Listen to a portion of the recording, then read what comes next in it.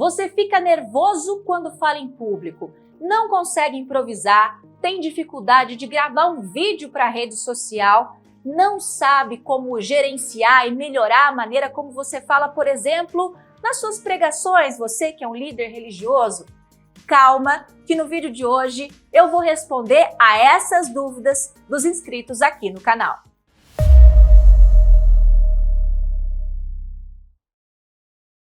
Olá, eu sou a Bianca Celotto, treinadora da Ó Quem Fala. Estou aqui de novo para ajudar você a levar o seu poder de comunicação, expressão e oratória. E eu sei que tem muita dúvida aqui no canal, você que está nos acompanhando, que nos assiste, e sempre estão aí levantando as suas angústias através dos comentários, algumas dúvidas relacionadas ao nervosismo, ao medo, vergonha, ansiedade, dificuldades de habilidades de comunicação para elevar esse poder de expressão. E eu acho muito importante que você sim esteja preocupado com isso. Tem muita gente aqui, líderes religiosos que nos acompanham, padres, pastores, professores. Aqui também tem pessoas que trabalham em empresas, analistas ou cargos de gestão e liderança. Tem você que é estudante universitário que está se capacitando para o mercado de trabalho. Tem você que é empreendedor, empreendedor, que tem uma prestação de serviço, que tem uma empresa, uma empresa. Essas dicas que eu vou trazer hoje servem para todos nós, porque nós já sabemos que a comunicação é um grande diferencial atualmente, é uma habilidade necessária em todas essas profissões e que faz a gente conquistar oportunidades muito melhores dentro da nossa carreira. E como a gente quer te ajudar, a gente está criando ainda mais conteúdo para você aprender muito mais sobre comunicação e oratória. A estreia do programa Ó Quem Talk aqui no canal da Ó Quem Fala, que você pode assistir pelo YouTube e pode ouvir também através do Ó Quem Talk Podcast nas maiores plataformas de streaming. Então, no formato que você quiser. Então aproveita já para se inscrever aqui no canal. Se você não é inscrito, ativa o sininho, porque ativando esse sininho, você recebe as notificações toda vez que tiver programa novo e tiver episódio novo aqui também, vídeo novo com dicas e informações sobre comunicação e oratória, que é o assunto que a gente trata aqui neste canal. Bom, nós recebemos questões de vários temas e várias perguntas. A gente, na medida do possível, tenta acompanhar os comentários de vocês. Tem muita gente que faz bastante comentário nos nossos vídeos, a gente fica super feliz. E aí a gente reuniu algumas perguntas comuns que os nossos inscritos fazem aqui no canal. E uma das coisas que a gente percebe que mais tem de pergunta, ou de dúvida, ou de lamentação, inclusive, dentro dos comentários, é relacionada ao nervosismo. Ou seja, ao medo de falar em público, a esses sintomas que a gente sente quando está exposto. Então eu vou ler aqui a primeira pergunta, que é a pergunta do Luiz Lopes. Como controlar o nervosismo? Claro, é o que a gente mais busca quando a gente está tentando desenvolver essa habilidade de falar bem em público. Luiz, eu quero te dar uma dica muito fundamental para você também fazer uma autorreflexão aí. O controle do nervosismo de falar em público, ele é feito através de um processo de travessia, como a própria palavra diz. É uma travessia. A gente não perde totalmente o medo de falar em público, porque o medo é um mecanismo de sobrevivência, é instintivo e faz parte de nós que estamos vivos, que estamos vivendo, que estamos vivendo em sociedade e nos protegendo de várias situações. Quando a gente está exposto, esse nervosismo lateja de maneiras diferentes. O que eu vou te dar de dica é o seguinte: pense o seu medo e entenda em que camada ele está. A gente vai falar um pouco mais sobre isso aqui, inclusive através do programa da Ó Quem Talk, mas o que eu quero te dar de dica é, se você tendo rituais de preparação, será que você consegue se sentir um pouco mais confiante ou não? Esse nervosismo, ele está atrelado a uma coisa meio, uma fobia, uma dificuldade muito mais latente, uma fobia social, de repente, porque existem camadas do medo do julgamento é o principal. A melhor maneira de fazer o controle disso é usar um ritual de preparação, que é o que a gente faz em treinamento, por exemplo. A gente ensina os nossos alunos, os nossos oradores, a passarem por um ritual de preparação. E se sentindo mais preparado, você também diminui aí os sintomas do nervosismo. Mas eu tiro completamente esses sintomas? Não. Se isso acontecer é porque você morreu. Então, a gente não tem intenção disso. Mas eu consigo sim controlar através de um ritual preparatório que vai me dando mais confiança. Aí a Ana Maria trouxe aqui esses sintomas comuns que a gente sente, que é falar sem ficar tremendo. Ela fala assim, eu queria falar sem ficar tremendo, gaguejando, suando como chaleira e depois querendo morrer. Calma, Ana Maria. Você está sentindo os sintomas do sistema de luta ou fuga, que é o sistema ativado quando a gente está com medo de alguma coisa. O corpo te avisa que aquilo é perigoso e ele descarrega uma carga hormonal na sua corrente sanguínea que faz aumentar a sua sudorese, faz aumentar a sua aceleração cardíaca. É por isso que você tem tremor, por isso que você transpira mais, por isso que gagueja mais, por isso que tem essa sensação de morte. Atenção, toda vez que você vai a público lidar com esses sintomas é sempre desconfortável. E aí é importante o estudo, a preparação, é importante entender sobre cada mecanismo, entender sobre as técnicas em si, para você ter também condição de ir atravessando esse desconforto e ele não vai sair do dia para a noite. Você vai ter que, as primeiras vezes serão desconfortáveis. O que vai acontecer é que, se você se permite atravessar o desconforto, a segunda vez vai ser um pouco menos desconfortável, a terceira vez um pouco menos desconfortável, a quarta vez um pouco menos desconfortável, assim como é qualquer outra coisa na vida. Uma criança, quando aprende a andar, ela cai vários tombos, até ela conseguir a firmeza na perninha ali para conseguir andar. É mais ou menos assim, quando você está desenvolvendo uma nova habilidade, vai ser sempre desconfortável no começo. Então entender e aceitar que você vai ter alguns sintomas desconfortáveis nos primeiros minutos, mas que na segunda experiência você vai entender, poxa, eu passei por aquilo, foi desconfortável, mas eu não morri, mas eu consegui entregar o que eu precisava. Você vai colher frutos disso. E aí, com o tempo e a repetição, vai ficando mais leve e você vai perder, sim, a vontade de morrer. Fica tranquilo. Azul Souza disse o seguinte, eu só consigo falar para um público de até 3 pessoas. Mais que isso vai me dando um pavor e terror mesmo, dá vontade de chorar e fico pálida. Ô Zu, esse é o mecanismo do julgamento. Quanto mais gente, você entende o seguinte, poxa, é mais gente para me julgar e mais gente que pode me rejeitar. Porque, no fundo, esse medo da exposição que nós temos é o medo da rejeição. O que é importante você ter muito consciente que, dependendo da sua plateia de 3 pessoas, é mais difícil, dependendo de quem são essas 3 pessoas, do que uma plateia coletiva. A plateia coletiva, ela tem um certo distanciamento ali.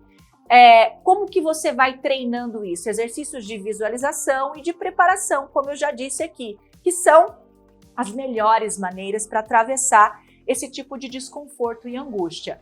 Pensar sempre no seu objetivo, no seu propósito e também uma coisa muito interessante, gente, a gente pensa, temos sempre ali a opção do ônus e do bônus de cada coisa que você atravessa, de cada desconforto que você assume. Qual é o bônus para você? O que está em jogo? Isso também é muito importante, porque aí você vai saber se pode subir a quantidade da sua plateia dependendo do que está envolvido, do que você precisa e do que você almeja para você. Faz esse balanço, coloca ali a medida e veja o que é mais vantajoso. Ficar no estágio que você está ou alcançar uma plateia maior. A Sandra Maria disse o seguinte, eu quero muito destravar e perder a vergonha de falar em público. Sandra, você tem 2 caminhos. O primeiro deles é o que você já está fazendo aqui, consumindo conteúdo, e tem muito conteúdo gratuito, não só aqui no canal da Ó Quem Fala, mas nas redes sociais no geral, blogs. Só a Ó Quem Fala você pode estudar através do nosso blog, através aqui do canal. Tem e-book gratuito que a gente deixa aqui para vocês na descrição. A gente manda conteúdo para quem nos acompanha pelo Telegram, nas nossas redes sociais e por aí vai. Ou seja, é uma overdose de conteúdo. E se você já está fazendo isso e entende que não está conseguindo aplicar os ensinamentos, você precisa da ajuda de um especialista através de um treinamento e um curso. E claro, eu te convido a conhecer a Universidade Ó Quem Fala e os nossos programas de treinamento que vão ajudar você a destravar para falar em público. Um outro ponto que as pessoas se queixam muito aqui no canal é sobre poder de improvisação. Muita gente se queixa que não consegue improvisar uma fala, que é o caso da Jarlene Soares. Ela disse o seguinte: consigo falar em público, porém se for para improvisar não dá. Desenvolvo bem, mas só do que sei. Falar de algo que não conheço, eu travo. Eu também, Jarlene. Eu não sei eu não conheço pessoas que não têm repertório ou que não entendem sobre um assunto e ainda assim vão a público falar sobre esse assunto. Acontece bastante isso, que são os caras de pau, tem gente que é cara de pau e que mas fala informação errada, truncada, dá muita opinião, que não é informação, né? Não é fato, opinião é diferente de fato. O que você precisa entender é o seguinte: para a gente poder falar sobre uma coisa, nós precisamos entender sobre ela. Então, sim, improvisar, ou seja, entender que eu preciso sair falando de todo e qualquer assunto, é uma coisa que eu acho que você não tem que se apegar muito nisso, não. Todos nós precisamos nos preparar. Então, se não é um assunto do seu domínio, do seu conhecimento, sim, você precisa de tempo para estudar sobre ele. Mas, Bianca, e se me aparece uma situação de bate-pronto, ou me convidam, ou me solicitam para que eu fale de um assunto que eu não sei? Você pode dizer, eu não sei, e eu não me sinto segura para falar sobre um assunto que eu não sei, se essa circunstância não vai te dar tempo de preparação. Portanto, quem é que vai a público improvisar e é bom improvisador? Pessoas que têm um ótimo repertório, têm um nível de aprofundamento, então são pessoas que leem muito, se informam muito sobre muitas coisas e que estão com essa bagagem cheia de coisa e que quando são solicitados, entrevistados ou gravam vídeos, enfim, estão a público, elas têm elementos, elas conseguem trazer esses elementos da sua bagagem. Mas para isso também há preparação. A leitura, a estudo, ao consumo de informação e conteúdo para conseguir ter bagagem para falar de assuntos diversos. A Jennifer, ela disse o seguinte, a Jennifer Caetano Moreira: quando eu vou fazer a venda, eu atropelo e falo muito rápido, pois tenho medo do cliente cair na razão. Jennifer, isso é uma coisa, você não precisa estabelecer uma situação de disputa entre vendedor e cliente. Então, primeiro, pensa sobre isso. Se você não está olhando o seu cliente como um opositor a você, talvez seja por isso que você tenha tanto medo dele cair na razão. Mas o seu papel como atendente de um cliente ou uma pessoa que está ali recebendo ou acolhendo um cliente é justamente fazer ele entender ou talvez ele perceber que está tendo razão. Esse é o papel de quem atende um cliente. O cliente tem sempre razão? A gente fala aqui na Ó Quem Fala que sim, por quê? Porque não tem treinamento para ser cliente, mas tem treinamento para ser atendente. Então, eu não parto do pressuposto que para eu ser cliente eu tenho que falar bem em público, mas eu parto do pressuposto de que se eu atendo o cliente eu tenho que falar bem em público. Então, é uma responsabilidade meio sua. Em relação a essa questão da fala rápida, vale sim pensar em métodos de treinamento para desacelerar a velocidade da fala, métodos de aquecimento e condicionamento vocal, que dentro de um treinamento completo de oratória você consegue fazer. A Albanita Souza disse o seguinte: eu gostaria de algumas dicas como se comportar no púlpito, porque ela faz pregação evangélica. Albanita, tem uma característica muito forte da pregação, que é a despertar os ânimos emocionais. Então, como você está trabalhando com a fé das pessoas, a fé ela está no campo emocional, ela está no nosso coração. A fé não está na razão, ela está no coração. E aí, a pergunta que você precisa se fazer é: como eu acesso o coração do meu fiel? Ou, da pessoa que está ali dentro daquele ambiente de fortalecimento de fé, de pregação. Em púlpito, e dependendo da igreja, do centro ou da instituição religiosa, existem códigos que pedem, cada religião, cada doutrina tem ali já uma cartilha de códigos. O púlpito ele tem uma certa formalidade que vai pedir de você um certo controle da linguagem corporal. E aí tem um aspecto da linguagem verbal que eu acho que é o ponto que você devia prestar atenção. Não dá para eu tocar a fé do outro falando de uma maneira mole, muito baixa, sem energia, sem força, sem paixão. Então traga um pouco mais de energia para a sua fala, intensidade para a sua fala. É uma maneira muito eficaz de tocar o coração dos fiéis para quem você está falando. Uma outra dúvida comum aqui no canal é sobre gravação de vídeos para as redes sociais. E aí a Ana disse o seguinte: eu gostaria que você nos orientasse a gravar vídeos de uma forma bem didática, como você sempre faz. Ana, eu não gravo vídeo sem roteiro. Por mais experiente que eu seja, por mais que eu tenha repertório e eu sei, tenho muito domínio do que eu estou falando aqui no canal, ainda assim eu não conto com a sorte e nem com a minha memória. Então eu preparo um roteiro, coloco em ordem de tópicos as informações que eu não posso esquecer, quais são as informações que eu quero frisar, coloco até em negrito isso, tenho o apoio de uma equipe de redação que faz a preparação de um roteiro, eu ensaio esse roteiro antes e só depois eu venho para o REC. Então a dica fundamental é se preparar.